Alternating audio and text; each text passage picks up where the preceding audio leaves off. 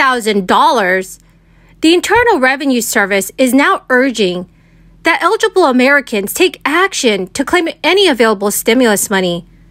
Many low-income households and families now qualify to receive an extra $3,000 in inflation relief. State governors are also working with Congress to allocate more money towards new relief programs. My friends, please make sure you watch until the end of this video for all the details. Also, I will be giving away 4 $75 Walmart gift cards every week.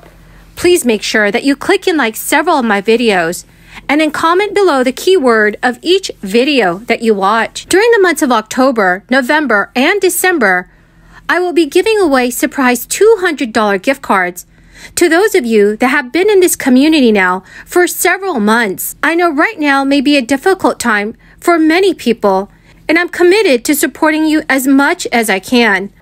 One of the best is that it won't shut down the government. It is shocking to me that our Republican colleagues seem to want to shut down the government with all these services and necessary things it does for the people of the United States. And this CR does many, many good things. I want to just focus on one of them. The 87,000 extra new agents to be hired for enforcement by the Internal Revenue Service. That is an excellent thing, because what will they do? They will go after the rich people. By the terms of the statute, by the terms of the CR, they cannot be used for enforcement of taxes against anybody earning less than $400,000. So we're not talking about the middle class. But the rich people in this country are cheating.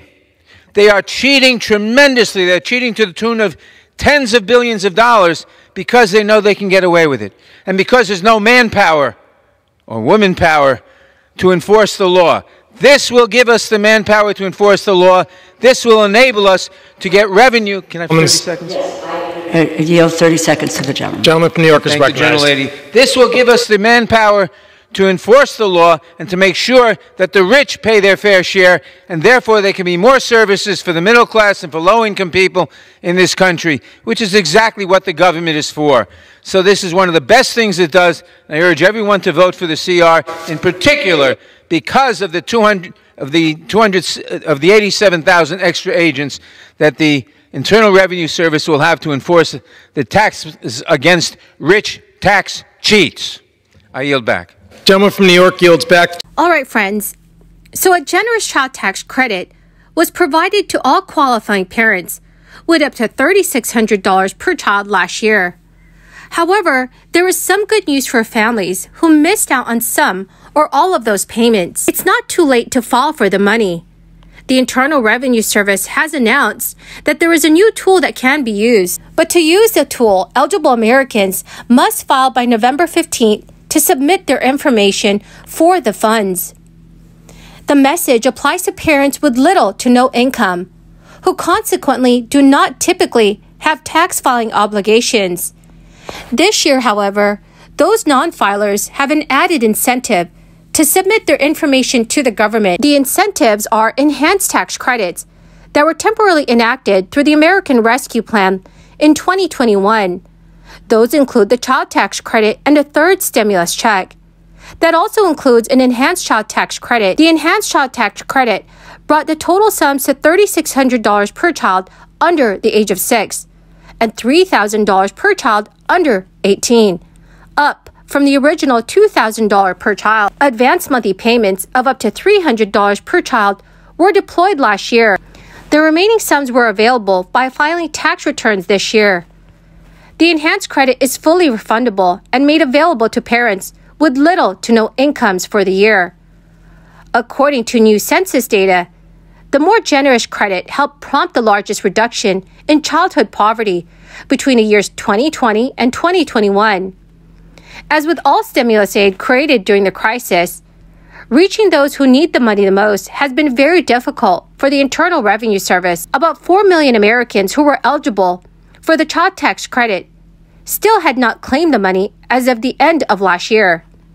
There are barriers that may prevent everyone who is eligible from accessing the money, including a lack of guidance from the IRS and the inability to find credible tax preparers. Parents can use a tool to claim both the child tax credit and a third stimulus check. which amounted to $1,400 per person. The tool may help families redeem necessary inflation relief money. For all families with children who still have not filed, that could easily amount to more than $10,000. Households may also soon be able to claim thousands of dollars in tax breaks and rebates if they take steps to reduce their carbon footprint. The Inflation Reduction Act, which President Biden signed into law on August 16th, represents the largest federal investment to fight climate change in U.S. history.